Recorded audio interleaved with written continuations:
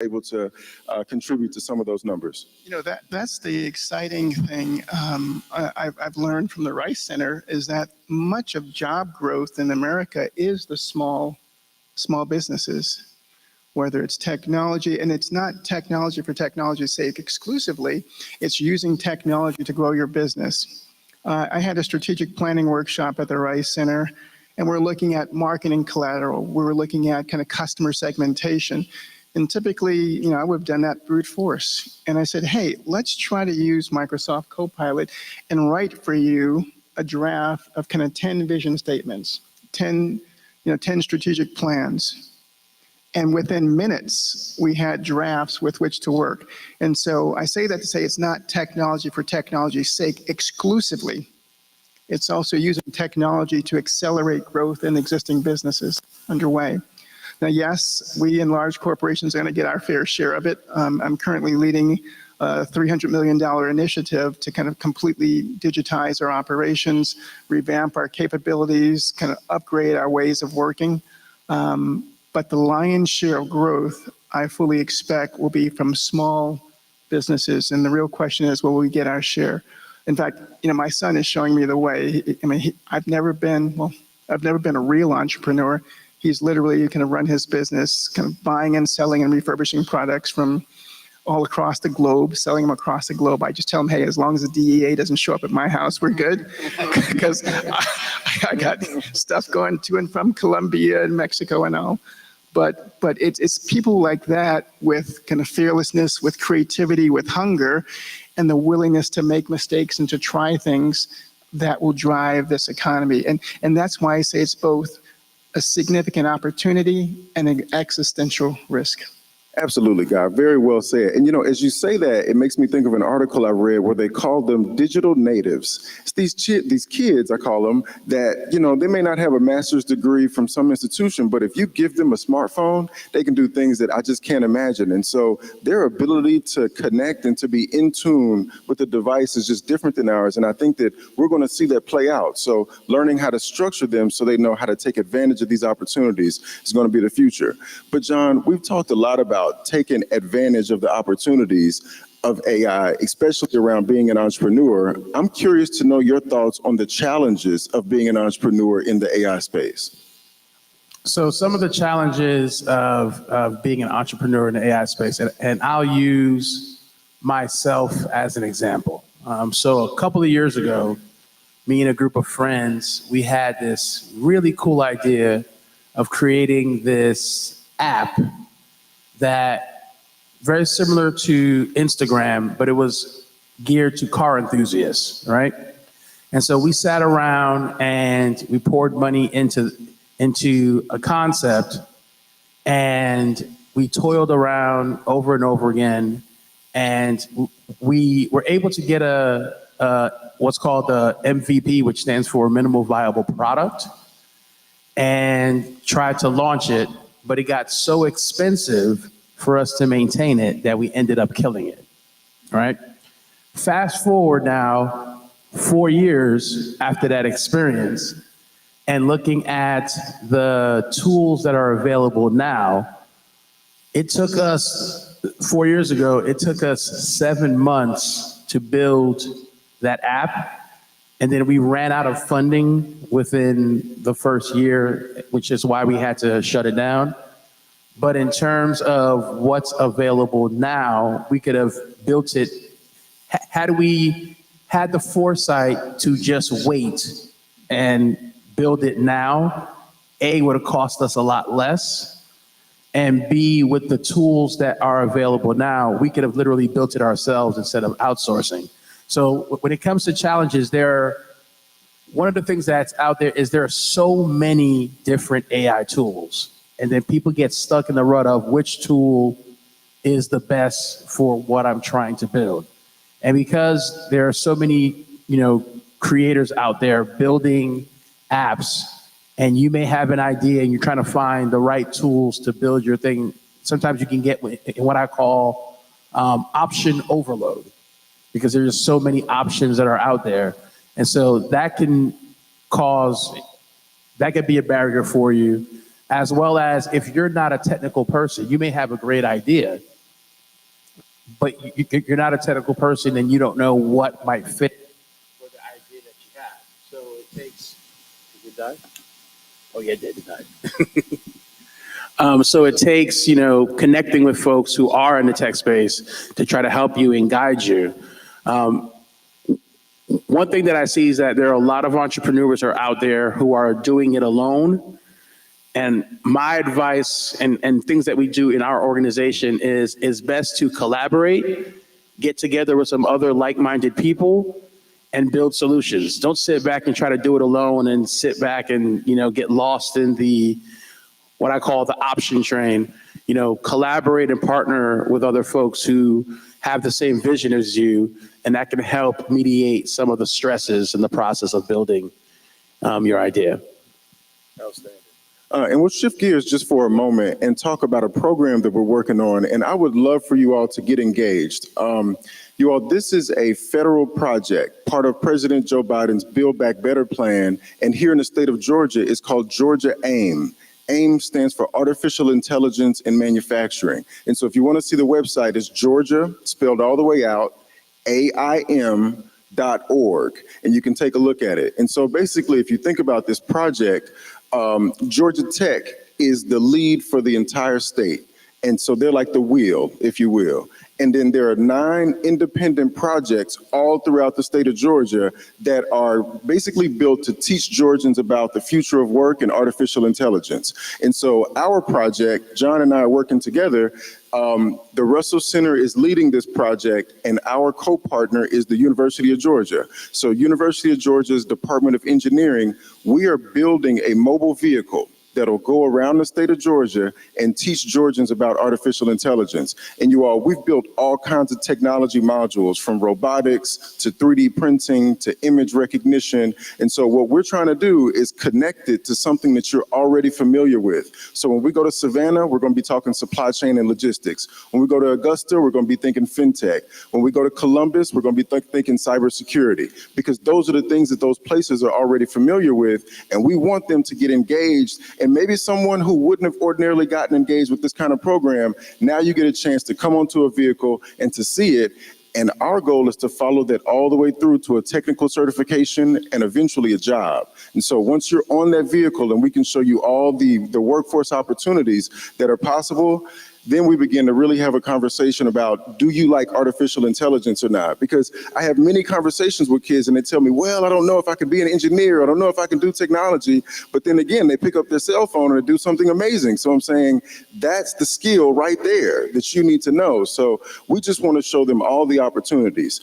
The other side of it is to engage 200 manufacturers, to basically create 200 manufacturing jobs over this 4-year project. And so we're going to do workshops with manufacturing leaders where we're teaching them how to implement artificial intelligence on their production line. So you all, everything that we have on our clothes, our bodies, our clothes, hats, accessories, all the things that we can make here in Georgia, artificial intelligence really can enhance our manufacturing processes. So this is how we keep jobs right here. So I ask you all to take a look at the program. When you see events that are going on in Atlanta or in cities around Georgia that you may be familiar with, please engage, come out. Our KPIs are really about you. They're about Black people and women. So we need to teach as many people as possible how the future of work is going to be impacted from artificial intelligence. Cool. And then leading us directly into the last point. So as we look at the future of work, gentlemen, I'll start with John on this one. What do you think, John? What do you see as you see an eclipse of technology coming over what we've known our lives so far? How do you see this changing the future of work? So I can tell you we see a lot of changes in terms of the future of work. When we saw the slide that showed a lot of the jobs that are being affected, like in terms of, and we'll use an example, cashiers. You're noticing in a lot of places, a lot of your stores, they are eliminating cashiers and are going to self-checkout, all right? I want to share a quick story. So me and my daughter last year, we went to LA and then we went out to Santa Monica on the beach. and we're laying on the beach, and I'm seeing these robots, these AI robots riding up on the beach and stopping in front of people, and folks are opening them and getting food. So in Santa Monica, based on their boardwalk, they have a ton of restaurants that go all the way up and down the beach, and they actually have delivery robots where folks have an app where they're sitting on the beach. They have the app that has a list of all the restaurants that are near them. They can place an order, and the robot knows, because they fence the entire beach. The robot just rides up to them and gets their order. All right, another stream of income for these for a lot of these restaurants. Another experience that I saw was we went to Vegas, and if you ever go to the NFL shop in Vegas, in Caesar's Palace, if you go to the NFL shop, you walk in, there's absolutely no one in the front that rings you out. And I'm standing there like confused, like I have merchandise in my hand. Do I just walk out the door with this thing? Like, what happens? They have buckets that tell you drop your items in there. You just drop your items in the bucket, and then it gives you a total. And I sat there and I asked the guy, well, how does it know what I put in the bucket? Because I didn't show I didn't scan anything. I just dropped the items in the bucket, and it automatically gave me a total. And he explained to me that there are sensors all built inside the bucket that know the items that you drop in there, if they're on sale, or if it's regular price, and it automatically calculates, and someone then comes from the back to just put it in a bag and hand it to you. The actual store operates with 4 employees. Okay, these are the changes that we're seeing. So, with that being said, when you're seeing all this technology, there are some positives. There's also negatives, and as we see, even with your banks, you're seeing when you go to your bank, they're not 4 or 5 tellers anymore. There may be 1, or they push you to go to the automated service. Right. So as technology advances, and it's going to continue to advance whether we like it or not, we have to be at the cusp of it. I want to share one little thing about like being an entrepreneur. So there's this, I want everyone, when you get a chance, to take a look at this website called air.ai, okay? Air.ai is, to me, one of the most revolutionary AI platforms that I've seen out there. So if you're someone in the sales business, right? Let's say you're an insurance salesman, you can deploy these AI agent robots. These AI agent assistants, and you can program them to have a 40-minute conversation with a potential client, and the voice sounds like a human. I actually played with that. I actually built a agent to do some work for me, and I didn't even tell the person on the other end that it was an agent, and they thought that they were speaking with a real human being. And you can tweak it to do all kinds of things, but it can literally hold a 40-minute conversation, and it actually remembers everything the person says. So basically, to kind of give you an example of what I did, I was selling an old computer, and I had a friend of mine. I said, hey, just call me. And I used my voice. I said, hey, just call me, and we'll do the sale. So he calls, the robot, the AI agent answers, and I'm on the other end listening to the conversation. He thinks it's me. He thinks it's me the whole time talking to him. And he says, yes, how much is the computer? And it says, well, the computer's priced at $599. Well, that's too high. And then it says, let me think on that.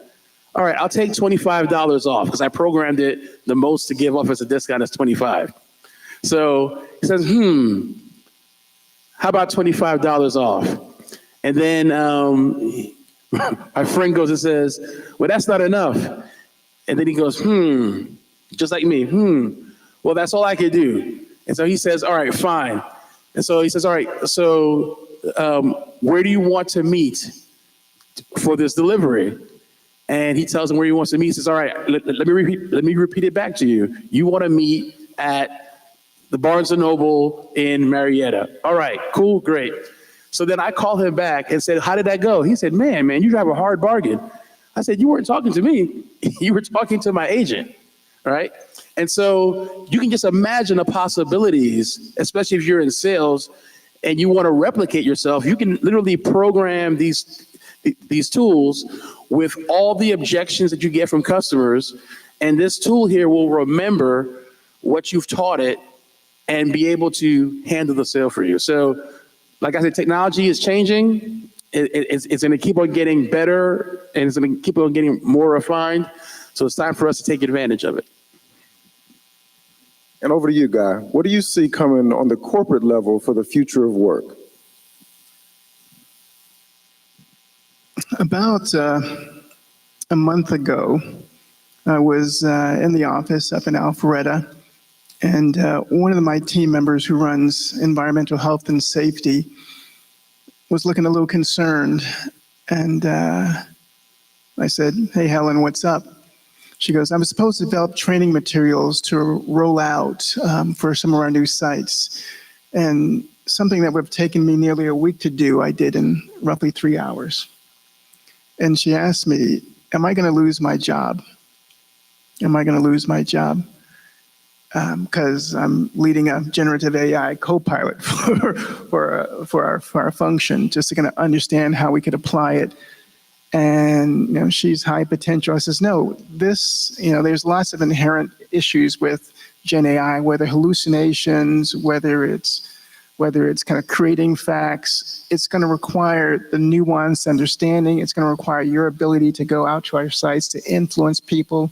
It's going to require those higher level presence and social skills. And so as I started, I think it is going to cause a seismic shift in society, both for companies, for individual professions, and particularly for us as Black Americans. I've got a friend, he's a pilot, and he says back in the day they had a pilot, a co-pilot, a navigator. He's nearing retirement. He goes, before I retire, I believe we'll have one pilot in the seat as society gets more comfortable with the capabilities of technology. So, and I'm referring to technology or digital transformation writ large. So whether it's robotics, process automation, Gen AI, it's the convergence of these technologies along with cheaper chips, cheaper memory that's driving this transformation. And so jobs will be displaced, but also jobs will be created. And it's really finding where we fit in and developing the requisite skills.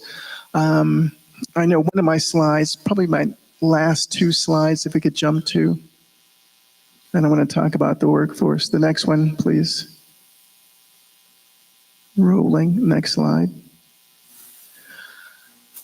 This is not a complete list, but as I talk to, scouts, children, I'm an engineer by training, but the school I went to had what they call the whole brain engineer, the soft and social skills as well. And whether you're fitting in with deep tech, so it may take away some of the manufacturing jobs, but someone's going to have to maintain the technology. Whether it takes away kind of like the customer service jobs, if someone's going to have to write the scripts for new capabilities. So what it takes away, it also adds. And so, I've been doing some research, looking at people far smarter than I and say, hey, what are some of those skills that are going to make a difference? And how do I lead and people in my forums to communicate that? And so one, obviously, is customer focus. Ultimately, whether you're in-house and corporate or an entrepreneur, you've got to be able to kind of connect with the customer, understand what she or he wants, and to influence them that you're the best person to meet their needs. That can be augmented by technology, but I doubt it's going to be replaced by technology because we buy from people we trust and like, and we buy from brands. Emotional intelligence, that's something that we engineers are not always known to be good at least that's what my wife tells me. But the ability to know oneself and know how one's personality interact with others is a great skill for influencing and for collaborating. One of the best jobs I had was a sales job because I stunk at it. I relied on expertise and technical knowledge, and my Then managing director says, hey, leave all that behind. Don't do your research. Just kind of connect with that person as a person. Do you understand their needs, their context? Do you understand kind of what keeps them up at night? Do you understand kind of what their fears and concerns are? Have you created a relationship where they trust you and they're willing to reveal that? That's going to make a difference. Another thing is kind of comfort with ambiguity. As my partner mentioned, things are changing so fast. And so if you're a perfectionist and you're picking the one thing to bet on, you're going to be wrong more often than not. Is that ability to kind of flex and pivot from one thing to the next, to kind of see what the winners are, to see what the losers are, and to kind of act accordingly. Collaboration is key, because no man is an island. Someone's going to have the skills or capabilities or the resources that you don't have. That's one of the kind of major benefits from the Russell Center there as well, is they bring together all types of resources, whether it's marketing, branding. There's even fractional CFOs to help you manage your books if you're not a good accountant. But net, it's kind of getting in where you fit in. Work is changing, full stop, in all different dimensions. Whether you're on the technology side and you're embracing that curve and kind of catching the things as they rise, whether you're on the entrepreneur side and you're collaborating with people who have those skills, it's finding out your mix of technical skills and social and present skills to make a difference so that we can capture some of that $70 billion in wealth that's going to be created over the next 20 years. Okay, and with that, we'd like to open it up for questions. Any questions? Yes, ma'am. For the federal project, Georgia AIM. So Georgia, spelled all the way out, AIM.org. And AIM stands for Artificial Intelligence in Manufacturing. So GeorgiaAIM.org. Any other questions? Yes, sir.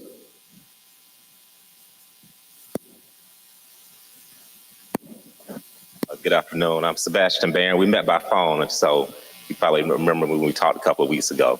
My main question is like a comment and a question. My role, I'm the Governor Kemp's representative for Metro Atlanta, and also do small business outreach. And it's a big story that came out of entertainment today that's affecting the state, Fulton County and the state, with Tyler Perry's announcement to halt his development for the 20 sound stages at his studio, based off of the advancement of a Sora AI technology. So with that said, I spent a lot of times with our technical colleges, R1 research institutions, and the K-12 systems in my role. I feel like currently developments in AI are moving at a faster pace than what's being taught by the STEM structure, right? So it's something that government really can't control, because we react in most cases to what's going on in the private sector, because the private sector has more freedom than the government does. So we've been through revolutions before in my lifetime with the internet, social media, and other things that shifted how job placement. But this, I feel like, is moving at a different pace, where you have a company like Sora, and it's not a criticism, because they're just looking out for the best interests of their company, getting a return on investment. But you have a company that can pop up within a few years and challenge a institution as big as an $800 million development that he's phrasing it, Tyler Perry's phrasing it as a halt, but it's really a complete freeze. Like, that development's not happening anymore because of that new technology. So from y'all's perspective, what can be done more education-wise in workforce development to keep pace with the rapid revolution that's going on with AI right now? Thank you. No, thank you for that question, Sebastian. I think John should answer that first, just because technology is a color. You guys deal with education every day. Yeah, so when it comes to education, so you are right. As things come out, it's hard to keep up. But the key thing is the fundamentals don't change. So the fundamentals of large language models, of modeling, those things don't change. And as we continue to, so I'll use our organization, as an example. So literally about a year ago, when I started seeing, the ChatGPT wave start kicking up, I got with my team and said, we need to start as an organization, informing our people of what's coming ahead. Because as, I'm sitting at home, I say, make me a meal plan for 30 days. It spits it out, right? And so when we saw, the first couple of articles of it, we made it our business to do our best to train the people that we serve, and then the other nonprofits that we work with who work with kids to also introduce them to AI technology. So the key thing is getting first the fundamentals of what it is to everyone. And as long as you understand the fundamentals, yes, it's going to keep on changing. It's going to get faster. It's going to get smarter. There's no way that we're going to catch it. The wave's going to keep on moving. But the thing is that what's important is everyone here needs to know the fundamentals. And if you know the fundamentals and, you continue to stay on track in terms of keeping up with it, you'll be able to ride the wave. But for those who are, against it or pushing away from it, it's going to come whether you want it or not. So the key thing is learning the fundamentals of what AI is, what it does, how it works. And the one thing that I want to preface for everybody here is the computer is not smarter than you. It can just get to the answer faster than you. So it's the time, right? So I can if you were to ask me to give you a 30-day tech plan on things to learn in tech, it might take me about an hour to put that all on paper for you. But if you give it to the computer, it'll spit it out in 30 seconds. So it's not smarter than you. You can just process the information and get to an answer quicker than you. Guy, any thoughts there? Really, to my colleague, it's not smarter, but it handles complexity, variety, and just volume of information that much. It can do. One of our goals at Clorox is to get to know individually 300 million consumers. There's no database, there's no kind of query that you could crunch, but with machine learning, you can get the attributes. You can serve up ads when it's cold and flu season and someone's walking into a store. You can serve up ads that hit them at their point of need so that you can influence the sale. We've got, like I said, operations in 100 countries. We've got 25 plants. There's no single monitoring system, no control tower that one person can monitor that entire supply chain. But with technology, you can have it end to end through your suppliers out to your customers. And so, as I mentioned before, whether it's understanding the technology, which I think everyone needs to do, whether it's using the technology to apply it to what you're doing. Like I mentioned at the Russell Center, hey, dip your toe in it. Don't expect perfection at the outset. And they say kind of, if you're not afraid to make a mistake or to be a fool at first, you're going to stick yourself in ignorance. And I point my fingers at myself because I'm a perfectionist. I've got to be comfortable making mistakes and experimenting and trying again. Use it for creating your marketing materials. Use it for creating your brands. Use it for other attributes of your business. And then develop the social skills that go along with it so that when it comes down to you or someone else who's just a technocrat, they go with your brand because they know they trust you. They trust your character. They trust kind of the fact that you've been there for them. They trust that you're using the technology for a mutually beneficial relationship versus just to make the sale. Outstanding. We have time for one more question. Yes, ma'am. 1 second. She's going to give you a mic. I could hear you, but I just want to make sure they can. Good afternoon, everyone. This is an amazing panel, and I think to your point over there, Tyler gonna have to come up with a new plan. That's what we're all gonna have to do. And there's just no two ways about that. What I wanted to ask you about, I'm very interested in that because I'm doing an AI certification right now. And one of the things that they're having us to do, and my name is Dr. Marilyn Johnson, Dr. MJ, I help you live the healthy way. But anyway, one of the things I'm very excited about, the bus. And so I wanted to find out about what type of people do you need for that, and how is that going to be rolled out? I would really like to be involved with that project. Sure. I think the best way, the easiest way from here is to, and you all can look my LinkedIn up, and I'm literally the only Shakiri Moraine on the planet. So, and you can get my name from the program and just connect with me. And please let me know that you're interested in learning more about the Georgia AIM project, because I am the project lead from the Russell Center side. And so I would be able to hear what you're working on, hear how you could contribute, because really and truly, we're trying to find ways to get that last mile of delivery. We have the technology and we know that it works, but how do we get somebody on Northside Drive to know that this is going to impact your life? So if you have creative ways to help us get that last mile of delivery, please, Dr. MJ, I'm looking forward to hearing from you. Yes.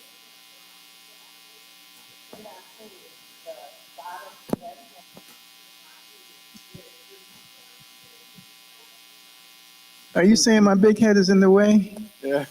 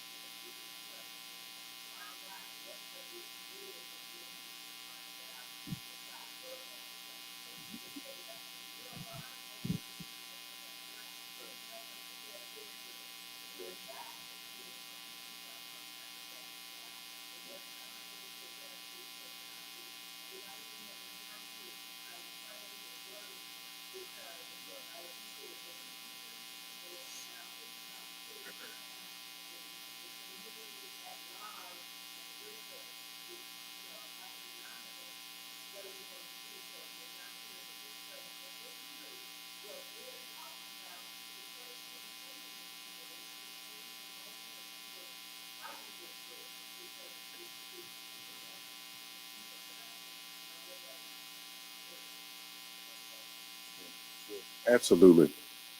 Thank you, Dr. MJ. No, you know, this is an important conversation, and I think that we're standing on the shoulders of giants. You know, here at Morehouse College, we've talked a lot today about the Russell Center and just seeing that we don't get here from no reason, because I realized that none of us will be having these conversations unless somebody invested in the 1960s and the 1950s. And they didn't know that they were going to be able to push through, but I would argue that that innovation in the civil rights movement allows us to be innovative as we approach artificial intelligence, as we continue to invest in our community.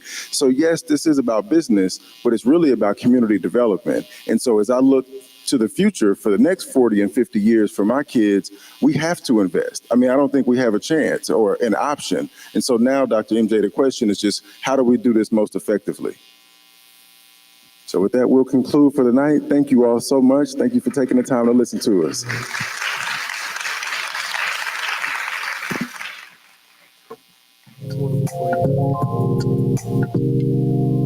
Okay, so we got to answer that. Awesome. Okay, I'll send it over now. Let me know when you receive it. Okay, I got that. That was quick. Okay, sweet. Fill that form out. Like I said, it takes 45 seconds. And once you're done, you'll have your name down for a pre-order of the Vision Pros. Can I help you with anything else? No, that's awesome. I appreciate it, actually. Perfect. I'm pumped. We got you on the good side. By the way, who do you got the Musk versus Zuckerberg fight? I think Musk, you got the size difference. Yeah, I agree. I'm just glad that Tim Cook is not. But hey, I know you said you didn't have much time, so I will let you get back to it. Thanks for chatting. Okay, I'll do that. Have a good one.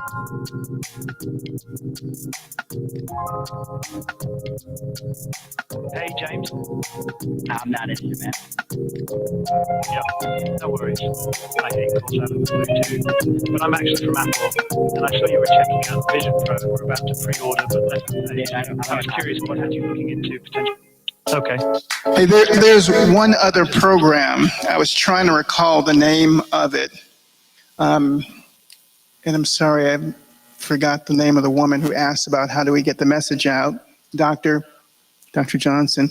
I was at with the United Way, and like I said, that was the most diverse panel. I've been on a lot of panels, and no disrespect, they're typically elderly, white, technical males.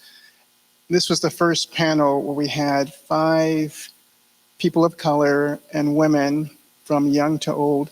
They announced a program called GAIN, G-I-A-N, G-A-I-N, if I can spell it correctly, but it's Generative AI for Nonprofits Experimental Lab.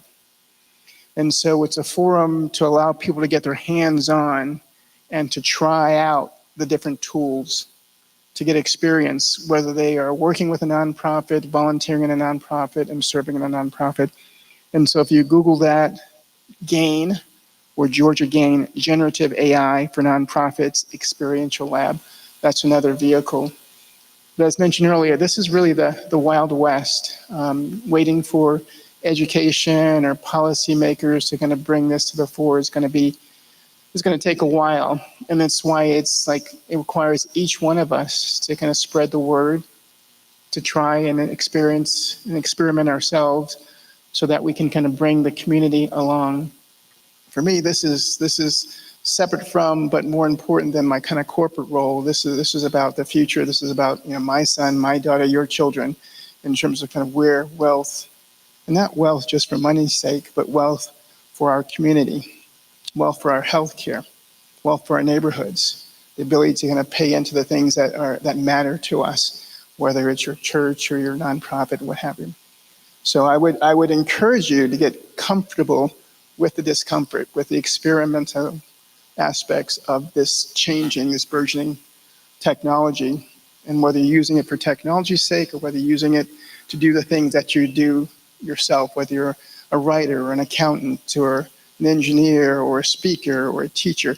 This is pervasive throughout society, throughout the different roles and avocations. As I mentioned, my colleague who's a pilot, he never thought technology was going to take one of his jobs, but he fully expects to have one-seater planes before he retires. With correct.org, G-A-I-N, Georgia GAIN, Generative AI for Nonprofits Experiential Lab. And with that, I will give it back to Cara Titus. I know you from 40 years, okay? Cara Everett. Her husband's going to kill me.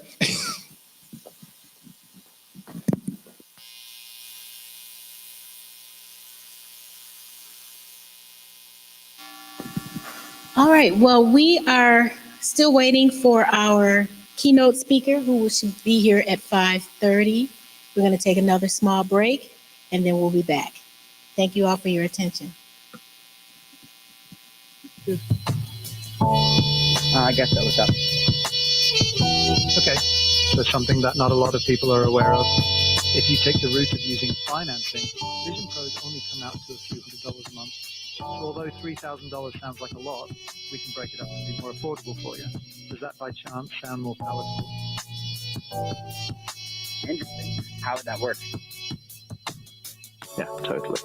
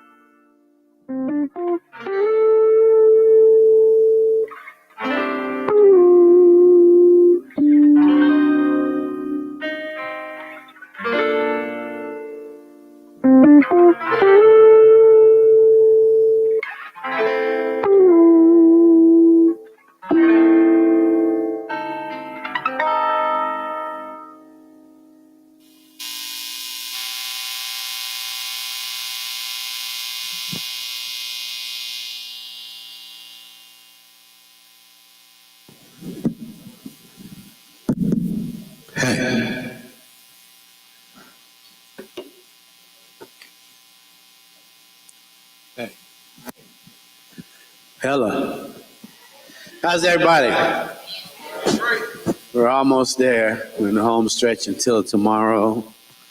Hope you guys have had a good time. I had a good time hanging out with you. We've got our dear brother Van Lathan coming in.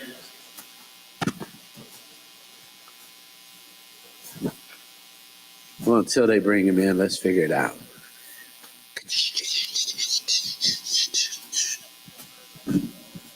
What did you enjoy about the program so far? Everything is on the bottom. I got a lot of good information, and I got your links. How about you, bro? Same, just getting a lot of information, trying to stay ahead, keep up with what's happening. Keep up with what's happening, okay? How about you, brother? I like hearing about the business aspect of AI and how it can be used for enterprise. All right, sister. I like the points that you continually made for us to get out of your fear and make sure that you utilize these tools to make your dreams a reality. I love that. A little further over. Hi there. How we as people need to spread the information. It's so important for us to share. So this program has taught us to spread the information no matter how you do it, just get it out. All right. It's your turn. I kind of arrived a little late, but what I love the exploring sort of different ideas, and especially AI around creativity.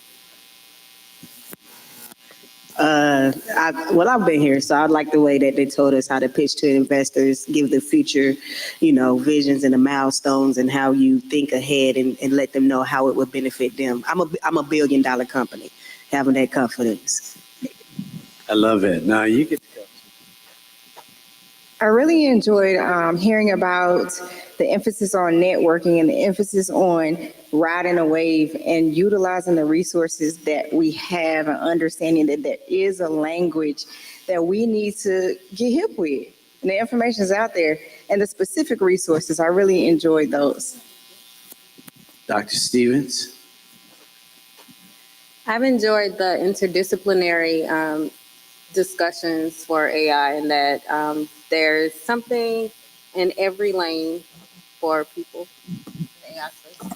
Every lane. Every lane. Every lane. Oh, cool. Well, So for me, thank you, brother. I think it's just the power of your early words of reimagine the world. See the world as it has never been has been the thing that will stick with me. reimagining the world. Brian Barber, it's your turn. Share with us. What do you got from it? What should we think about? And even using the name of, your platform, how can we pivot with AI?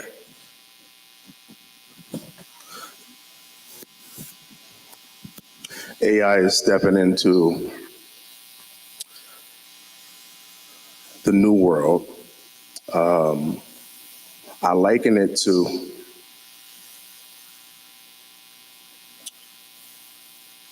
the train industry. Those who don't use AI have a barn with horses and they feed the horses hay. And although that was a means of transportation, if you're in the horse business, you're basically about to go out of business. AI can't be stopped. I have an opinion about learning programming at this stage, because 2 years from now, you won't really need to know how to program as much as you'll need to know what to ask AI to program. It's vital to surviving being more than a number that can be laid off. It's undeniable. No, I'm gonna keep going. You have these amazing images all around the ride, convention, right? 3 years ago, it would have probably taken one artist 3 weeks and several rounds of approvals before you would pick something, right? And you still might settle on something that you weren't satisfied with. Now those images, if you understand AI, you can actually complete all of those images. Every image here, you can complete those images within 3 hours. I heard someone ask a question about health and how AI can be used for health. So what AI does is basically source data that has been placed on the internet over the course of the last 20 years. So what it does is source in almost like a near immediate way. So in case of, if you had an ailment like a diabetes mixed with blood pressure and a little bit of this and that and a history of whatever that is, you could actually, if you understood how chat worked,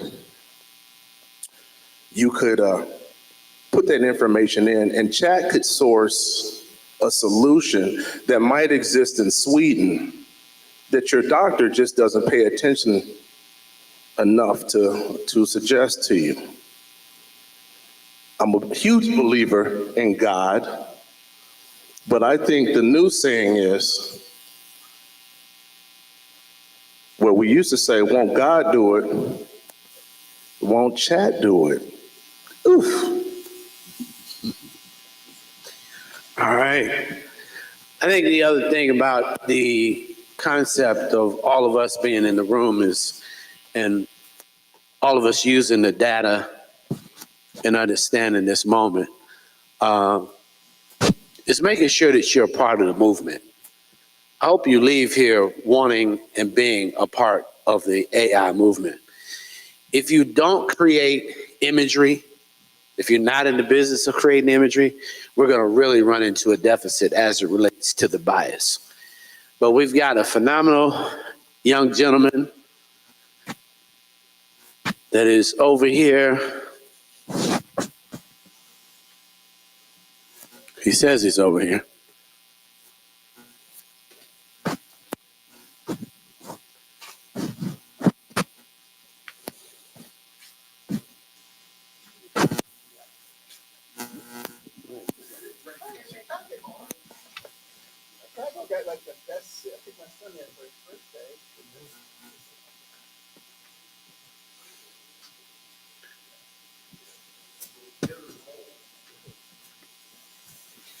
He'll be all right. Ladies and gentlemen, let's give a round of applause to Mr. Van Lathan.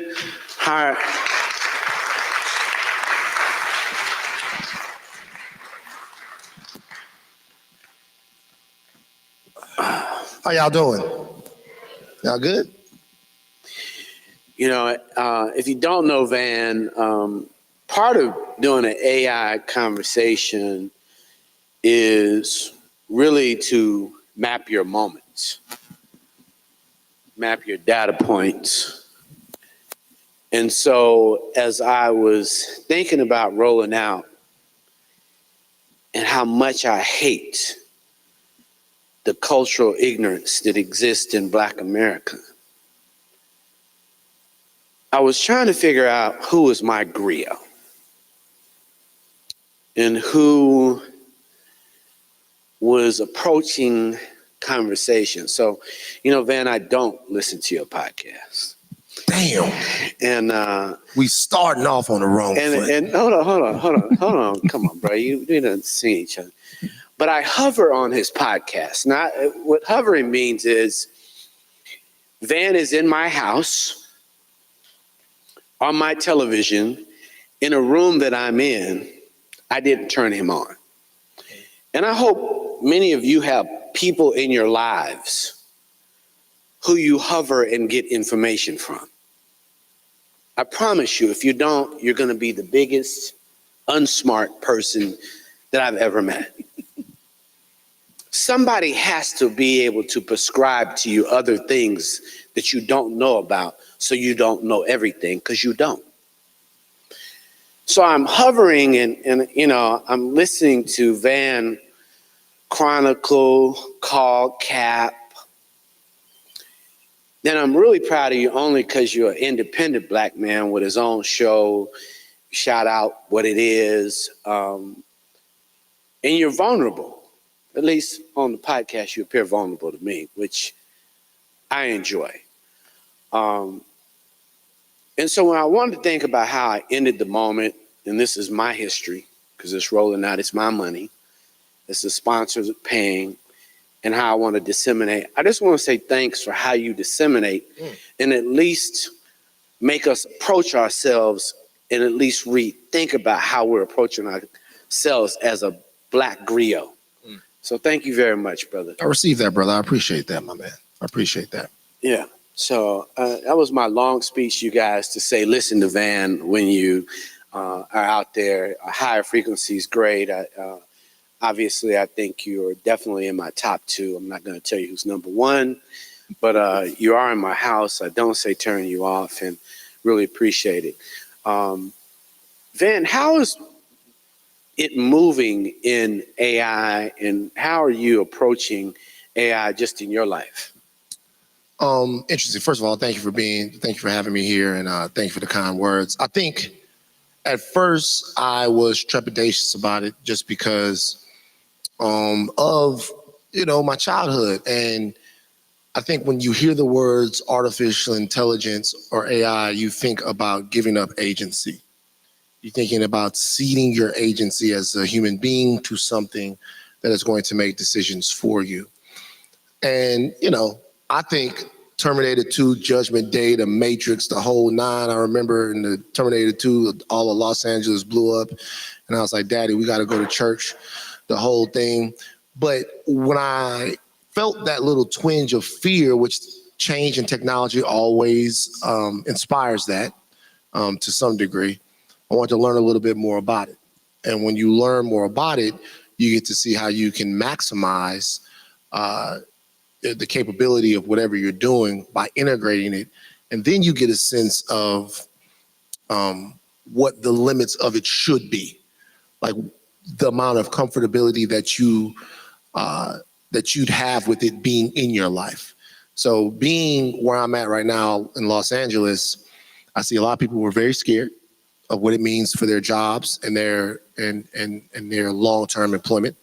But I also see a lot of people who are incredibly inspired by their ability to scale productions, to scale businesses, to get things off the ground using less startup capital because of what AI can do. You're a griot. I'm giving you all these titles in particular because the conversation of Black America, are we having the proper conversations about technology, commerce, or do you think that we get caught in that moment where we are watching a comedian and they're taking 3 hours of our time and we're not taking those same 3 hours on our health and in how AI or anything else can move us forward? Great question. I think the challenge sometimes, and being Black is just the most amazing gift that you can be given, in my opinion. I love it so much, man. I love the way it feels. I think about my mother, my grandmother. I think about everything, man. I love being a Black man from South Louisiana. But along with that comes some American cultural priority. And it's a safari for us, very dangerous jungle. And we've been looking for tripwires and avoiding animals and getting out of the way of obstacles for a long time. And that becomes instinct after a while. And when you're in that mode of thinking instinctually, how do I survive? How do I do this? Who's going to help me? Who's going to turn their back on me? I mean, we think about people and we go, oh, that person's an agent, that person's an agent, that person's an agent. You see somebody on TV, I don't quite trust them, all of that. We think that way because we're waiting for the next shoe to drop at all times because we have to be. That sometimes stops you from being forward thinking. And that's not to say that Black Americans aren't forward thinking. We've developed some of the most incredible strategies to make it in America than anybody else. But we have to prioritize thinking outside of the survival matrix, outside of what's going to kill us and what's going to grow us. And what I think is we're just getting to the point now, or at least in my life, where we're having conversations about not how we survive, but how we build and how we thrive and how we move on. Before I even go there, I'd say this. It's not that we haven't done this before. Every single thing that America has told Black people that they need to do to be successful, we've done it. Land ownership, banks, schools, hospitals, all of that. The interesting thing about it is every time we do it, America just says no. Take it, burn it down, destroy it, rip it apart, then make you build it again. The question I think is we're asking ourselves now is how do we build something that's indestructible? And what are the ingredients to that? Because other cultures certainly seem to be pretty Teflon. You say anything about them, you got to do an apology tour for 6, 7, 8, 9 months. So for us, we're looking at how you do that and we're attempting to do it now. And I think all the technology and all the forward thinking that you're talking about is going to be part of the prescription. You know, we're sitting in Morehouse College, and young brothers might be tuning in. You're at Spelman. You're working with a dear friend of mine, Tavio, who I admire, respect as a CEO, corporate board member. What do you suggest to those young CEOs now that you're seeing, Van, that they understand about the people who are across from the table when you're across from a giant? Like, you've been on TMZ and you know how they operate.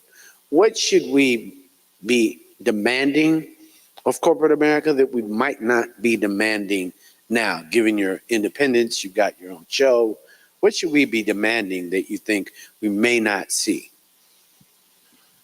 So this is actually one of the most challenging questions that I get. And the reason why is because I'm about to say something and I understand that it's hard.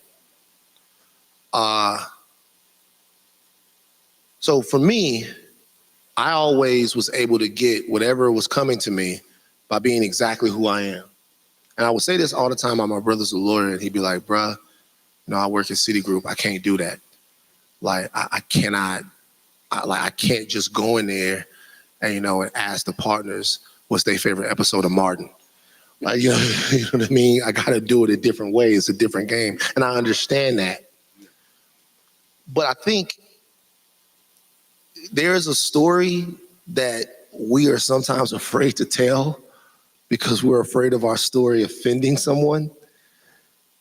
And the only power that you have in this country is your story.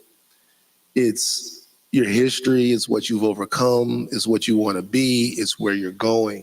And the minute you whisper it, they don't hear it. So what I would say is the boldest part of you is the part of you that can't be denied. Every single person in this room is a one-on-one. If you consider that fact, that means that in the future of the galaxy and in the past, there'll never be another you. You're inherently the rarest thing that's ever walked the earth. There's no more of you, never one of you. So anytime you turn yourself down, I think it's an affront to God. So when you're sitting in front of someone, your outlook, your perspective, who you are, the way you look at things, they have to understand that they can't get that from anybody else. It has to be respected. It has to be honored. With me at TMZ, honestly, I got what I got there by telling them that they didn't know what they was talking about when it came to my culture. That's how it was prior to the Kanye thing. Like, prior to anything that happened, that I'm an expert on this. You don't know. You're not going to let me come in your house and tell you the way things go. So don't tell me how the things go in mine. And there's so many examples of that. It's a difficult place to work. You can't really be rebellious when you're in there working for them because it's not a good organization. You can only be the spool who sat by the door. But there's so many examples of that I go back and I look at it and I think maybe I could have been more discerning at times, but I'm glad that I wasn't. Even the fact that I got fired from there at the time that I did was a blessing. So for me, I think the boldness of who we are in terms of being in corporate settings, less assimilation. I think we tried assimilation. I don't think it works. I think the only thing that'll work is strength and solidarity. Great segue. Strength and solidarity. When you imagine that you have 5 Black billionaires, you're sitting at Morehouse College, you see Clark across the way, Spelman across the way. Do you believe now in your bold thinking that Black billionaires and Black individuals of major wealth should really be giving more of their wealth to future Black people?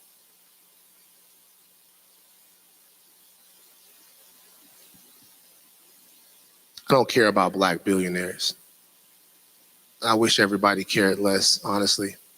Say it a little louder. I said, I don't care about Black billionaires. I wish everybody cared a little bit less. I don't want to offend anyone, but what I care about, honestly, is not how much philanthropy you do.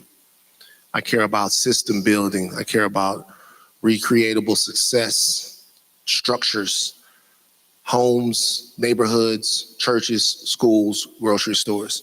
In North Baton Rouge, Louisiana, where I'm from, there's one grocery store. I'm talking about from the point that LSU in downtown starts all the way to the country. It's one grocery store. It's a food desert, one of the most expansive and vast food deserts in America. A billionaire can't fix that. And if they could have, they should have done it already.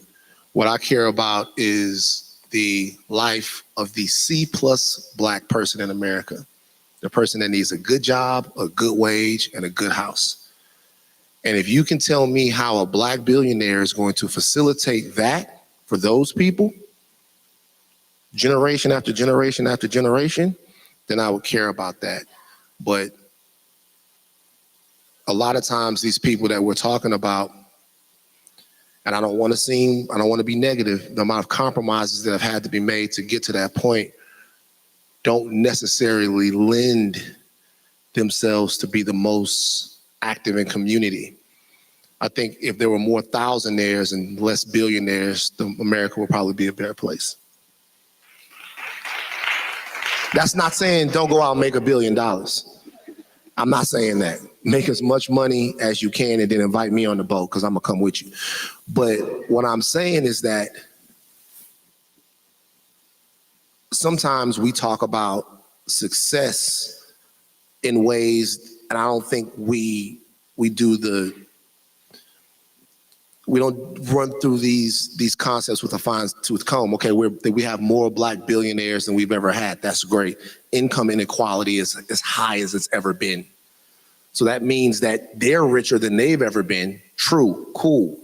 But the amount of money in the pot for everybody else is not as abundant.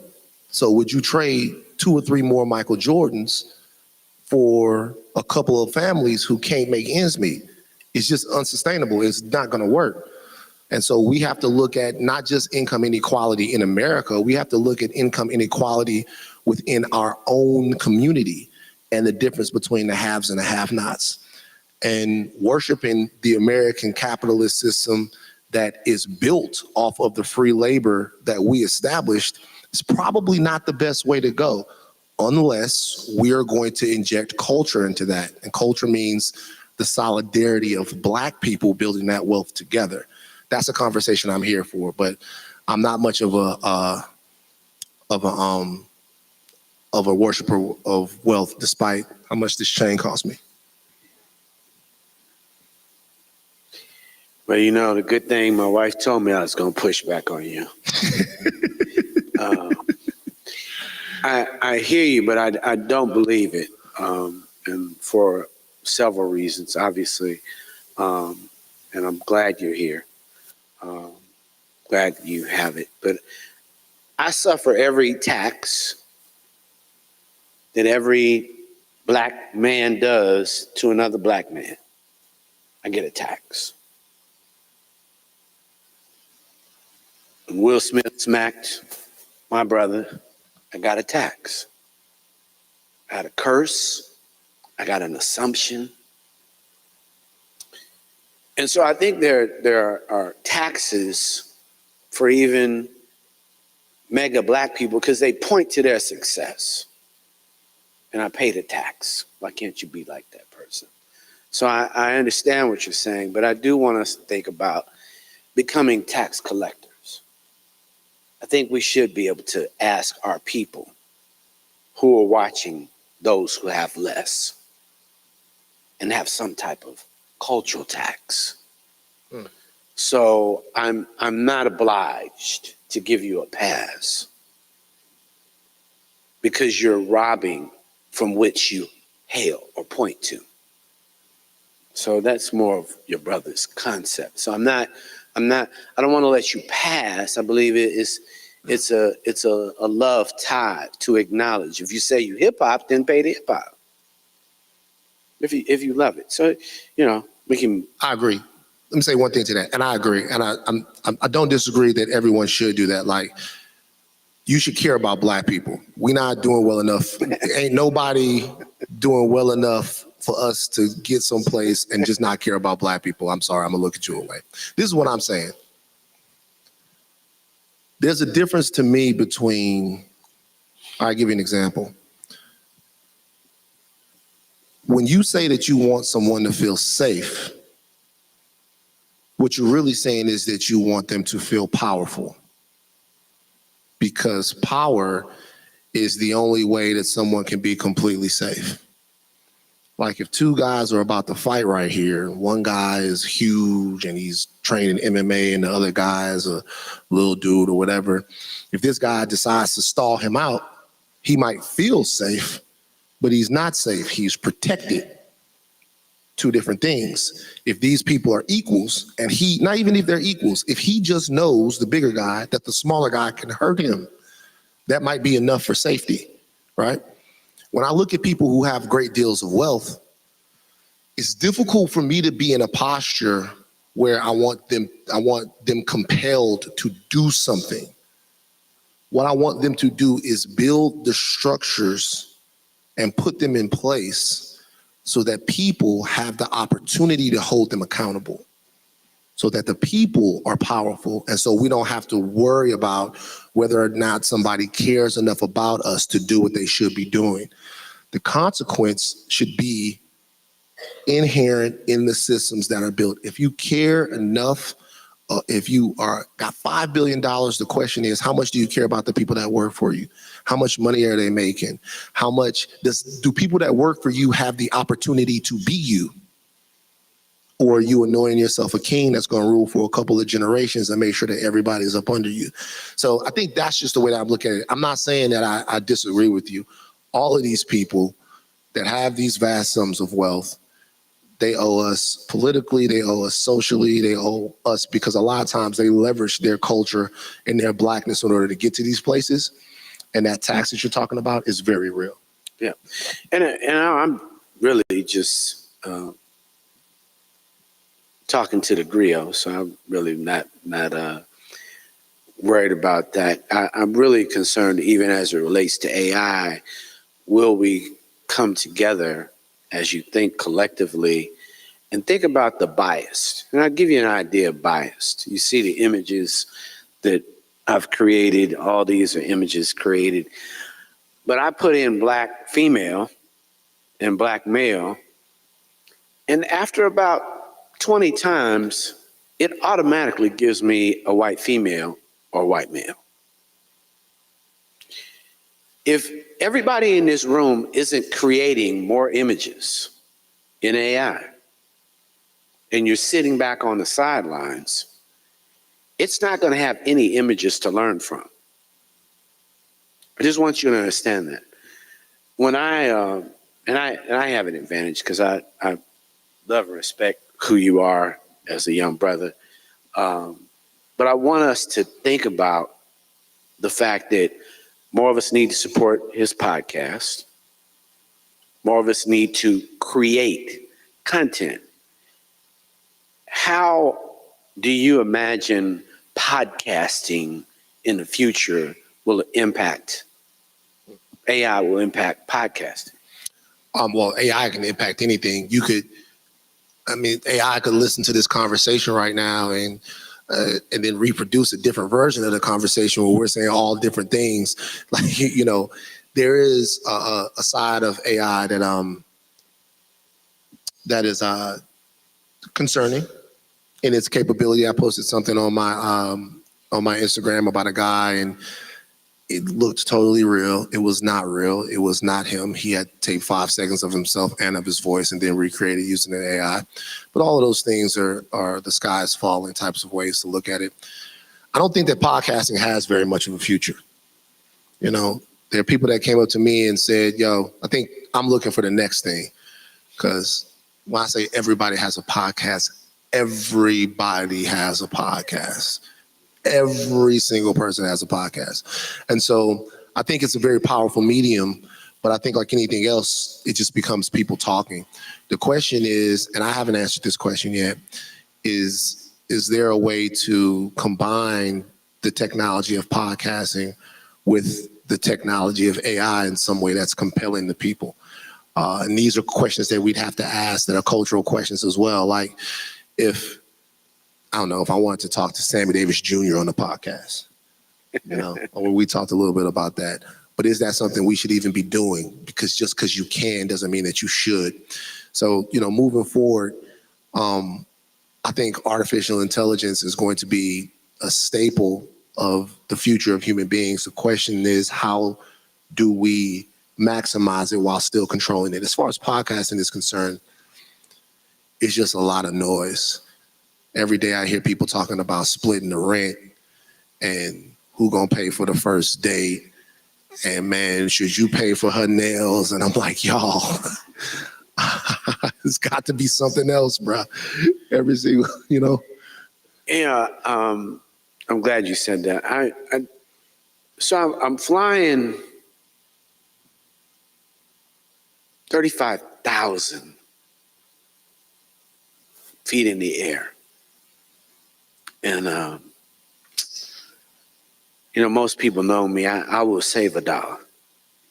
So, you know, it was $800 to fly from my mother's birthday in Tucson, because I'm from Tucson. And I talked to my cousin, Brian, when we were there. And it was $800 to fly, 2 stops. It was $334 to go through LA to go to Detroit. And it was an 18-hour ride. Save $400. I know you wouldn't have done that, but I sit on a plane with a light physicist, and he starts to describe his PhD to me. And I said, well, that's great. I said, what are you getting ready to do? What do you think he said, Van? Podcast? Close. He said he was moving to AI. He said he's moving to AI, man. So I'm 35, you know, now I got God in the room with me. Cause so it's just him. I'm up late. I didn't want to be there, man. I promise you I didn't. But I didn't want to give nobody $400 just for flying me on a piece of steel. So I'm keeping my bread because I know I'm gonna spend $400 somewhere. Including talent, which I appreciate. One thing I do want to thank you, but he negotiated as a straight brother. He didn't give me no problem. He said, it's a price. I know you could afford it. And it was there. But I'm sitting next to a guy with a PhD in light. And he says he's leaving his field to study AI. Does everybody in the room know what that means? He has decided whatever he gave his time to, he's going AI. So then he's on the plane, Van, and I sit next to him. You know, brothers, we lean in because he ain't giving up the information. And all on his thing, Van, is open files of research from other research institutes about material. Are Black people, or how would you encourage Black people to lean in to begin to study about how we can reimagine our communities with AI? Because when you say that, let's see, how can we use it that way? Can everybody in the room imagine that grocery store? Can we begin to at least build it for the planners in our minds? Can you see that? I can. I mean, if I was sitting next to that guy, I guess what I would have asked him is, and this is the gauge, since he's moving into AI, I guess my question for him is, how far away, because we're 35,000 feet, we're cruising, how far away are we right now from you being comfortable with there being no pilot in the seat up there? Yeah, given him, he probably is real comfortable. Right. I'm just saying, how far away would you be right now? Because when we think about it, we're thinking about this. Even if I were to envision a grocery store that I could build and put in North Baton Rouge, what you're thinking about is automation, but not just automation. You're thinking about a place that's able to do what a community grocery store would have to do, which is understand the needs nutritionally of the people there, be able to work with smaller brands that you're probably going to carry in that place. Because if you're having a grocery store that's serving one specific community, like my mom and them make food, they're not going to be able to sell the stuff that they make to Walmart, but Ellis Corner Groceries, other places like that, they have those relationships where they can go in there and do that. So from a community standpoint, we would have to make the AI brain think the way we would want to think about our communities, which asks us a question, which is, how do we want to think about our communities? And so I think the first thing is to understand that those computer modalities and the things that we're talking about are going to mimic what they see in society. And I think what you just said earlier is a huge part of that. You have to be participatory, right? You have to have skin in the game. If you want to be heard, you have to be in the conversation. So we're going to have to learn more about AI. We're going to have to learn more about ourselves. And then we're going to have to learn what it offers to us and what it can't do. But it's going to have to be something that's done in a very robust way at places like here at Morehouse, schools, STEM centers around the country. And we're going to have to kind of stop talking about it like it's some harbinger of doom and really invest into it before we miss the wave. Yeah, thank you for that. So homeboy starts talking about a piece of paper at 35,000 square feet, y'all. And he says, every piece of matter that you ever thought was something will become something else with AI. Properties for all materials and laws that how light moves energy is going to change with AI. And he opens up the paper and, you know, they ain't going to show me but so much. But he's like, this piece of paper knows that it's a piece of paper, but with a little bit of light, it can become something else. It can start being fire, or we can begin to know with AI how to communicate light through this piece of paper to turn it into steel and energy. I want everybody to leave here on a higher frequency. I want everybody who's here to start flying at 35,000 square feet high. If you're not imagining that, and somebody has a podcast called Higher Frequency, it's a higher frequency out here right now, y'all. Do not leave here with not knowing that his podcast name and the way you need to think at AI is not as a word processor or any capability that you know of today. The disruptors of societies changed how you ride or ride to any place if you ain't got a car now. Everybody in here got a driver. If you want a limousine to pick you up right now, a guy said he can make that happen. 20 years ago, somebody said, that's a lie, it's reserved for these people. Nobody thought they could rent their car. Now everybody can rent their car. I just want us, Van, how do we embrace that type of higher frequency thinking, bruh, to open our minds to thinking that paper is maybe something else if I could stay on and ask the computer enough questions that it might begin to learn something that I'm saying that will heal my community.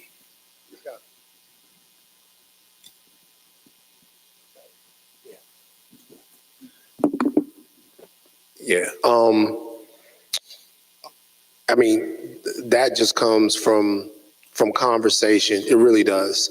Conversations about AI, conversations about, you said something earlier, and it's cool to get into a lot of the back and forth that we have on social media. It's fun. I do it too, man. Risa, Tisa, the whole nine, I watched it, you know, but it's like, we also have to push ourselves to endeavor into science, endeavor into things. America does a good job of making us think that some of these things aren't for us. It was funny, during the whole pandemic, I was really interested in like the vaccination debate. just talking about vaccination. So I wanted to learn everything I could about the vaccine. I couldn't, you know, I had time to do nothing else. So it was like nothing else to do.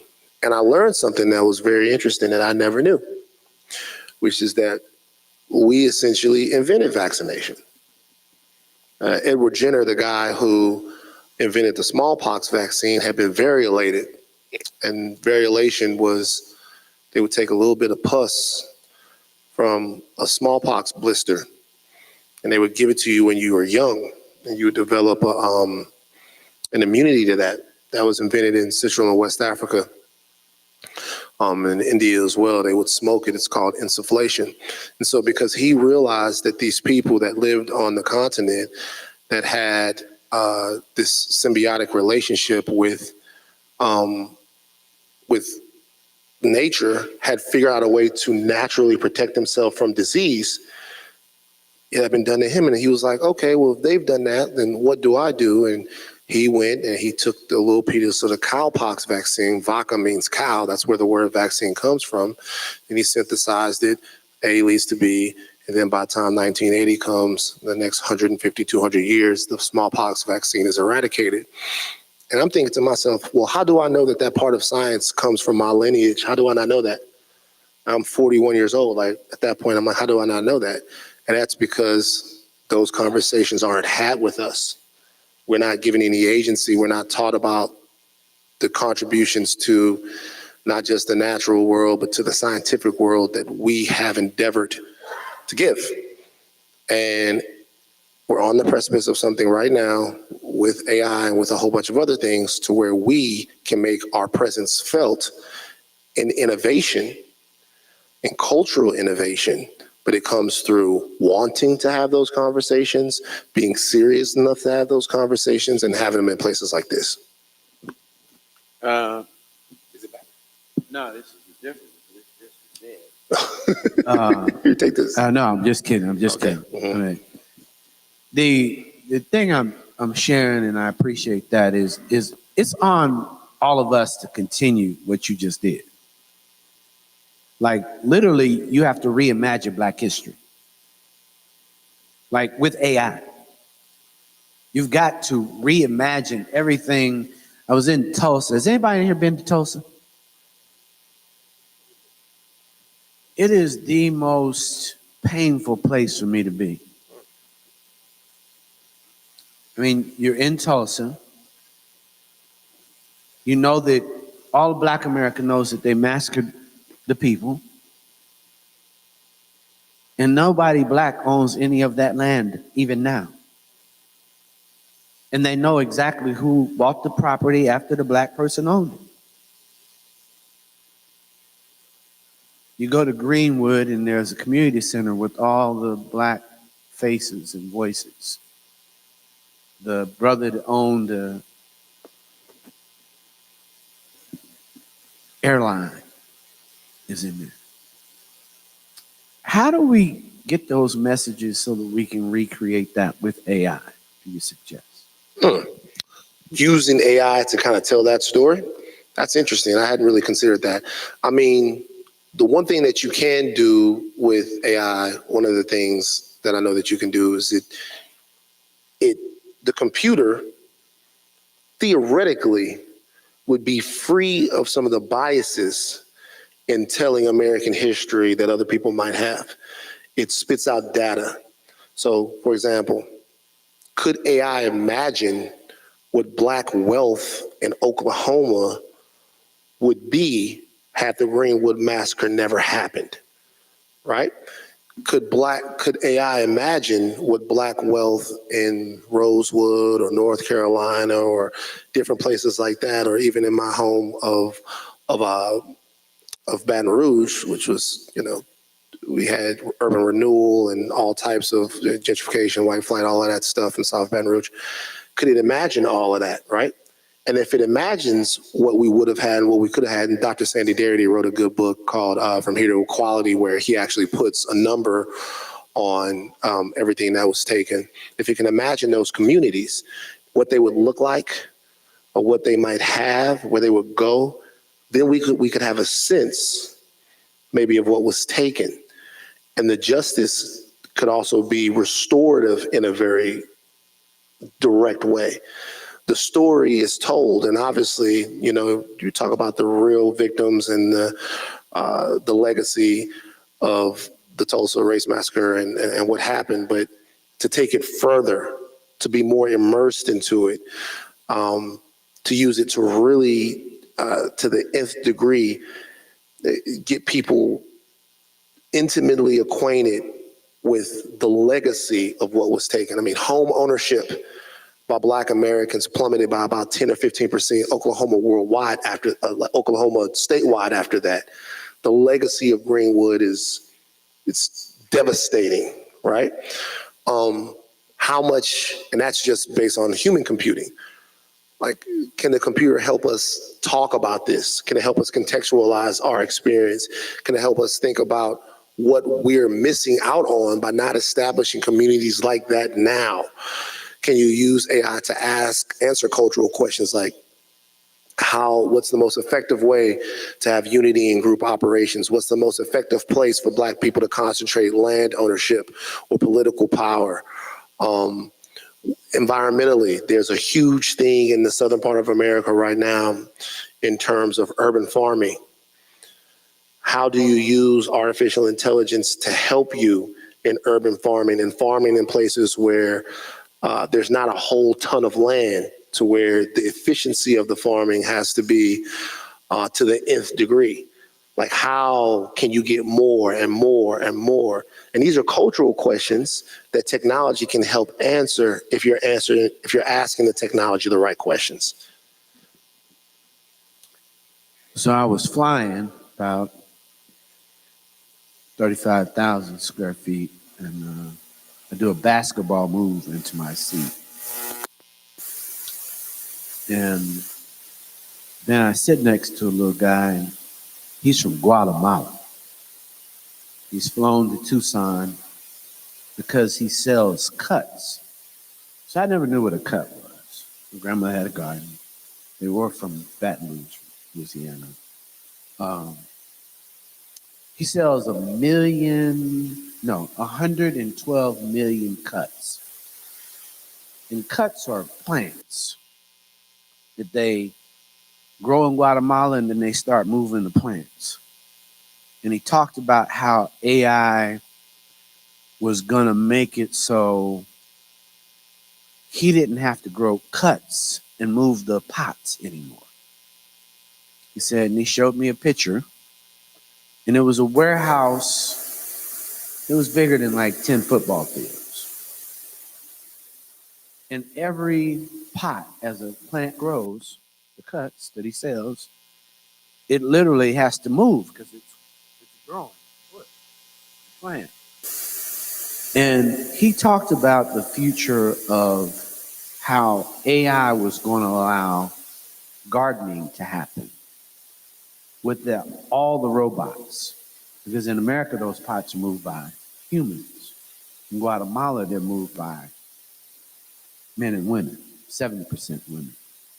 So I want us to make sure when we think of even the application of things you're receiving, to imagine that that is actually happening. And so I even with everything that you're saying, Van, I want us to even join that. Because if you can't imagine Frederick Douglass speaking now, you should. If you say you want to be a female entrepreneur, everything that Madam C.J. Walker wrote or put down now is getting ready to be in a hologram. She will be able to coach you. The computer is going to teach you and learn from everything she said and begin to reimagine how she would approach or coach somebody. Those are the things we have to be thinking collectively as we reimagine our community. And that's more the challenge. And that's kind of what I'm saying. I think it's the dimension. Like, if you don't imagine yourself owning robots, then you're going to be afraid of them. But if everybody in here can imagine owning 50 robots, you feel a whole lot different. VAs are going to go away. Virtual assistants that everybody uses out of Philippines, they're going to go away. Because AI is going to be just as efficient.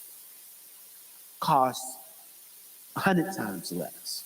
So, Van, what level of courage and should we leave here today taking with us to really say, you know, the community needs us? What should we do? I'm thinking about the 50 robots real quick. Hold on. Damn, I don't want them to have a bad day.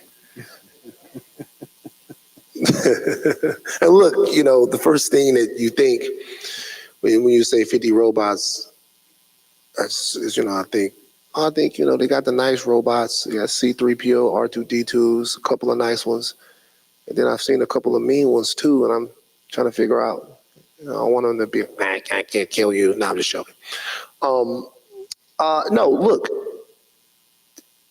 the part of this is just going to be a demystifying of some of this stuff. Sometimes, you know, having conversations like this, they're a little hard because we're uninitiated. Like, where do you get information like this that you trust, right? Like, where do you get it that you trust? Like, you know, who tells you that it's okay?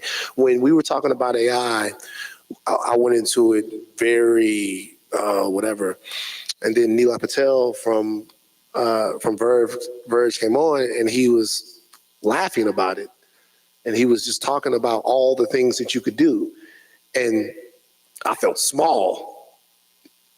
I felt like, oh my God, I'm country. I am country. My daddy from Maryland, Louisiana, population 2,100. I'm country. I'm a coon skinner, a deer hunter, a fisherman. I'm all of that. Like, so there's a couple of these things, you know, I don't walk under ladders. I see a black cat, I'll drive around the block. I'm just, you know what I mean? I got that with me. And so I think a part of what you're saying, the boldness of what it is that you're saying, lies in the fact that most of these technologies are here to enhance our lives. And we'd have conversations about productivity, about scaling businesses, about, and it's honestly with the lack of investment into resource and infrastructure that we are subject to as Black people, some of these things are just dying for us to optimize them to be able to get to where we're going a lot sooner. So I think, number one, there needs to be, in my opinion, Black futurism is something that's growing. It's growing exponentially. Even before the AI boom, Black futurism, Black tech, Black STEM programs, just us being a part of that conversation is growing at a rapid rate. But I guess the short way of me answering your question is that we need voices we can trust. I mean, we're cultural, communal people, and we just need people to be like, it's going to be all right. So the question is, who's going to be the Neil deGrasse Tyson of AI? I'm serious. Like, we might be better off if we didn't need those people, but we need people who can speak that are way more educated than I am about this stuff. And we need people that are curious like you to ask the people on you next to the plane, because I don't do that. I put the mask on, boom, out. So we need all of that stuff. And I think it's coming. I think conversations like this help it out. It helps you to be a little bit more bold, or be a little bit more curious. And then it just snowballs, you know? Thanks for that. The other thing I want us to think about is generative. And I'm not sure that, I want to make sure you're thinking generative when you leave here. Van's been kind enough to talk with his brother for an hour, but I want you to think about generative. One of the worst experiences I have is when I bought a house. It was really huge, needed a lot of work, and I needed an architect. Today, as long as I can imagine the square footage, I don't even have to have it perfect. AI will tell me everything about that room. I don't need an art detect for the same rationale. If you're thinking about tile, choices of your business, you can automate all of that with AI today, generative. Think about what you're going to generate with AI in your life. Think about the perspectives of how you're going to approach AI. Because the only limit right now, as it relates to generative AI, is your imagination. Owen, is it Owen? Yeah. So, Owen, I don't want you to leave here thinking about AI taking your idea. What I want you to think about is how do you prompt AI to have an idea? That's when you're winning.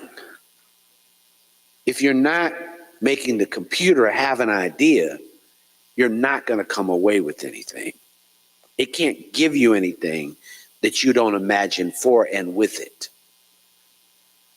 And that's houses, mansions. I do think we're going to figure out new urban renewal ideas to remove tobacco swamps. But we're going to have to generate those ideas for AI to have it as a solution. And to create new systems that we demand from AI as it relates to our hardship, our distance from healthcare, our distance from learning, our alarms that we allow people who have been in the penal system to understand that we will create alarm systems so that you will not be repeat offenders. When you think of social ills, think of how many applications you would like to give to your community through AI and for AI to generate benefits for your community as it comes up with an idea, Owen. Then we'll start to heal this community. Ben, I want to thank you for taking and hanging out with me. It's good to see you. Any questions for Van for you guys? I don't want to say we didn't give you guys. Go ahead, Owen. I want to say, first of all, I'm a huge fan of Midtown Atlanta, so thank you. I just wanted to say, as a producer, and I know you said earlier that you've seen how it's accelerated some people's lives, and you've seen it happen. As a producer, you have an approach on how AI is involved in the films that you choose part of it. So obviously you guys saw the news about Tyler and what he just said about, I know maybe you didn't see it. Tyler Perry was contemplating an $800 million add-on to his studio. And when he saw OpenAI's text-to-video model, Sora, he decided he wasn't going to do it because he didn't need to. That is right now freaking everybody out in LA. Let's just be honest with you, it's causing a panic. And it's causing a panic because, well, what does that mean? I mean, $800 million, somebody's going to get hired. There are going to be jobs created. This is the way I look at that. For me, storytelling and producing stuff is a very human thing. It's incredibly human. It's done by human people, by emoting to one another, about finding it. You can enhance what you do with AI on the back end after everyone's collaborated to tell the story that you want to tell. That's how I look at it.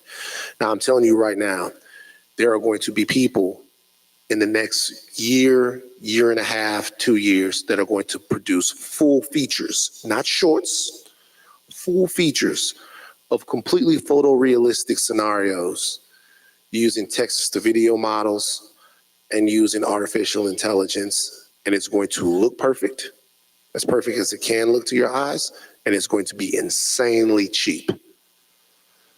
I'm not going to be doing that because I'm old school like that. But what I will do is when we're up against it budget wise and we need reshoots, We need to go to places. We're already hitting our line limit on different things. I think that technology is going to be utilized, especially for someone who makes smaller movies like myself, to be able to get to where I'm trying to go under budget. That's me. But I'm telling you right now, there's going to be somebody that's going to be 10, 15 films in with no actors, and it's coming very soon.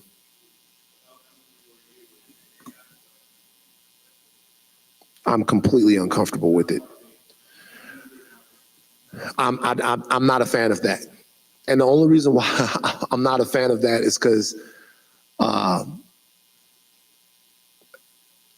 I told y'all before, man, like, you know, I like to look at blades of grass and watch the ants crawl on them in Louisiana. I like to smell the bayou. I like, you know what I mean? That's not for me. But I'm one of the people that's flying the plane while, since we use the flying the plane analogy, I'm learning how to fly the plane while we're still in the sky. So I've already started a filmmaking career, production career while that's happening. The generation behind me and the one behind them are just not going to care. They're not going to care. They're going to end up making 7, 8, 9 movies a year, debuting multiple movies, debuting movie trilogies in a whole weekend. It's going to be different. It's not an if, it's a when. And the only thing that can stop it is the collective power of unions, the WGA, the SGA, and other places. For me, those aren't the type of stories that I want to tell and necessarily that I want to watch. But I can't be obtuse and thinking that it's not going that way because it is. So, Owen, I would try not to be distracted. Sometimes any big news is no news. Don't own other people's problems. We ain't hearing enough of our stories, seen enough of our sitcoms to really act like we got skin in that game. We've got to leverage this technology, Owen, to make as many movies as you can to get as many black dollars and other dollars into your pocket as possible. You can't be feeling sorry for a studio and I'm not just saying you, that historically don't even think about you. Like I don't want us to find problems that aren't ours. And I don't want people to give us news that ain't our news. You know, and that's not talking about them, but we get so caught off on news that ain't news for us. It ain't solving our problem. I got a problem that there ain't 20 Denzels. I got a problem that we don't get $500 million movies, but other folk can spend $500 million and blow a movie. Like, just give me 20% of what you blow.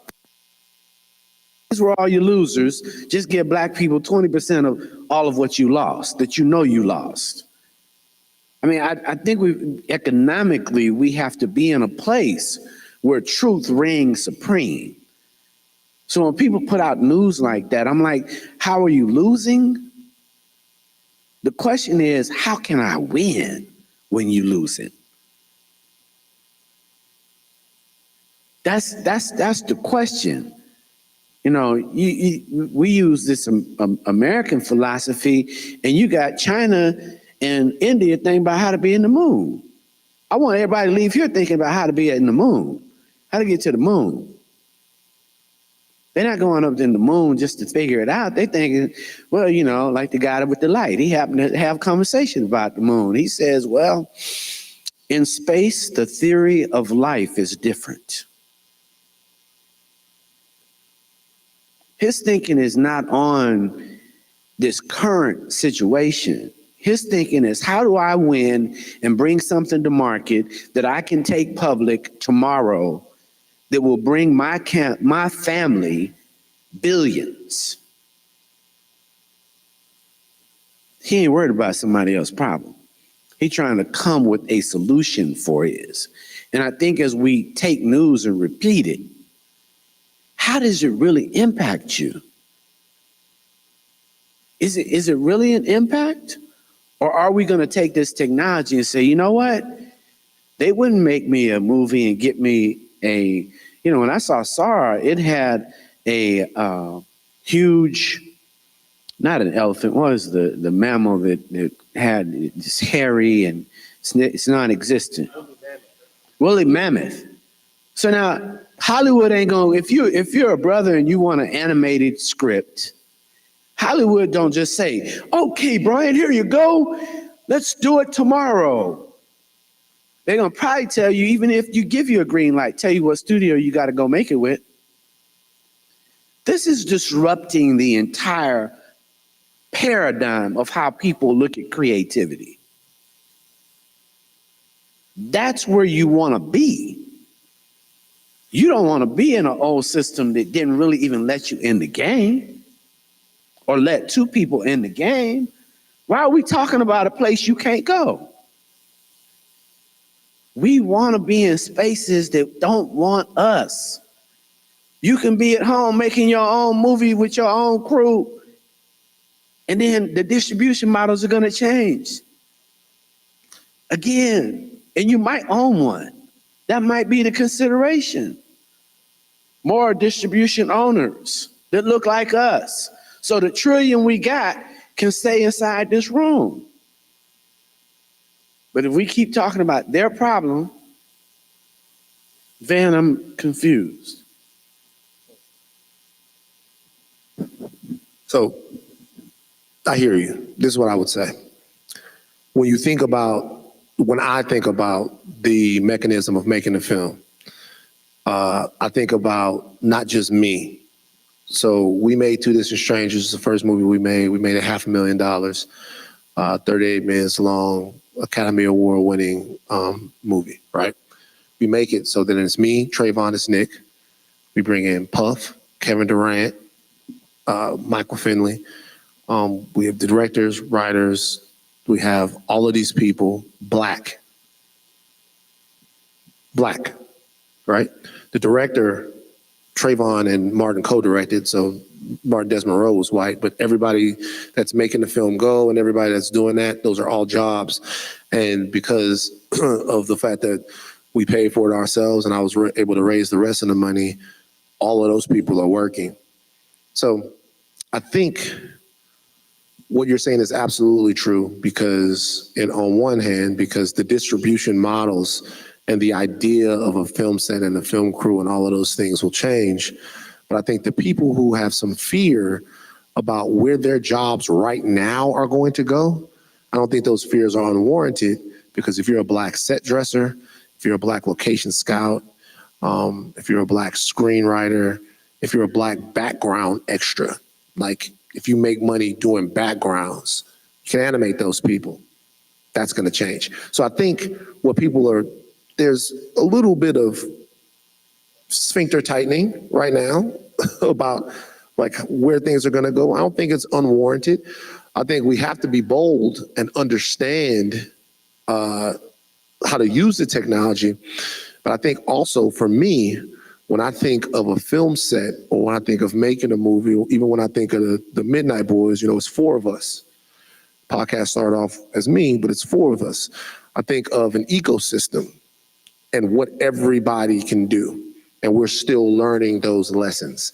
And there are people that are concerned about what jobs the computer will be. And this is everywhere, by the way. This is just in Hollywood. This is not just here in Atlanta.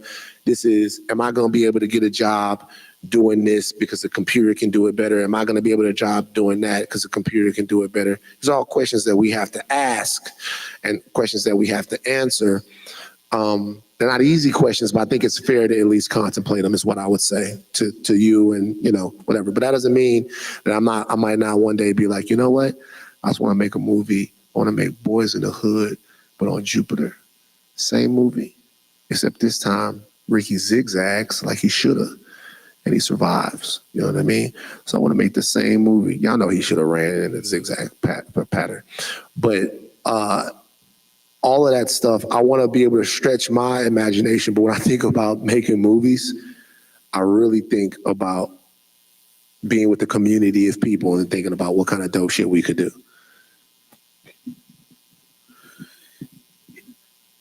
And I'm there. I just don't want us to think of industries that have not had a welcome mat and for years ignored our creativity. And I want more of us to take control of our own creativity. You know, I think we're going to have to revisit a lot of things. You know, the publishing of Black recording artists whose songs people never wrote. I mean, that's going to come up. It's going to happen. It's going to happen. And I'm not against making, you know, vinyl records, if that's what you want to make, or vinyl films, you know, if that's what you want to make. But I want to say to the entrepreneurs out there, if you out there worrying about what Hollywood's worrying about, you know, just listen to what Van was saying. Me and Kevin Durant, Kevin don't have a money problem. I ain't gonna count your money on stage, man, but I hope you ain't got a money problem. But if you're a young entrepreneur, you better embrace this technology and run for it and think about going public. I don't want our community to leave here, Van, thinking that Munson said, oh, they don't want Tyler to grow his studio. That's not true. What I am saying is you've got bigger problems to worry about than Tyler's. He has 1 million people he can hire to worry about his problem. He has the money for that. You've got to figure out where is your win. Where can you win in this eco-creative system? And if you embrace this technology, the possibility is much closer. I think the way that we make them won't change overnight because I don't think everybody can even use SAR today. But the adaptability that I want us to leave here as we close out, you know, adapt, and pivot. Because you need to really make sure that you're adapting this technology. It's so beautiful to go on at YouTube University and see, I can ask Google, architecture generational software. And it'll give me 20, and then there are about 50 people that believe they're authorities in the subject, and they'll review all the most recent ways. And so now you can say, I'm in a 10 by 10 apartment. Can you redesign this and put these pictures on the wall, and what should I have? It'll generate that. But if you say, put a deck on my back and give me 10 or 20 different iterations, it'll do that too. And you won't have to call anybody but the computer, your assistant. So I want us to think of generative AI as a tool for you to make money. That's my main thing. I don't want you to think of generative AI as how to fix your resume. You know, you should be thinking about how it frees you up to be free as an entrepreneur and solve social problems so we can reimagine ourselves. You believe in time travel, Van?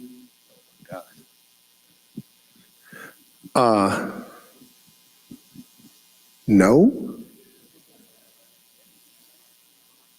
But, you know, can't rule it out, I guess. You know, no, but I know, you know what I do? Let me tell you what I do believe in real quick. I believe that as long as the math checks out as possible, and let me tell you what I mean by that. So I watch Star Wars and I watch Star Trek and I watch all of that stuff, right? And in most of these things that you watch, the stories are predicated on the fact that, you know, that interstellar travel is possible, right? Star Wars is a whole galaxy, and they go from here to here to here to here. Let's hit the warp drive, boom. And obviously we go, okay, that's impossible to fly at the speed of light. And so one day, I'm sitting around and I'm going, who has really checked this out? And there's a Mexican physicist named Miguel Alcubierre, and he created something called the Alcubierre drive, which is a theoretical warp drive that would be able to transport humans at the speed of light. The math checks out. The math of it. The universe is just math, right? So the math checks out. It's an engineering problem. It's not whether or not it would work, it's whether or not we can build it. And that's the way I look at life. I look at life, it's not what's possible, it's whether or not you can do it. Because there are very few things that are impossible. It's not like it's a theoretical problem. It's not a math problem. It's an engineering problem. So somebody ever came to me and was like, Van, you know, we could go back in the past and here's the math on it. I would be willing to hear what they would have to say. I would just say, you go first. All right. Well, I want to thank Van. Let's give him a round of applause. And that kind of concludes. Thanks to all our sponsors. Thanks to Genesis U.S. Bank and all of our other sponsors, Morgan Stanley and obviously Hot 94.5. But thanks to all of you for staying, those who stayed the whole day. We really appreciate you hanging out with us. Van, it's been great. It's good to know you. Appreciate the love. You know, we are proud of you. Continue to challenge this culture as much as you can. We need more brothers who are challenging the culture versus creating the noise. Oh, I appreciate that. Thank you. All right, thank you.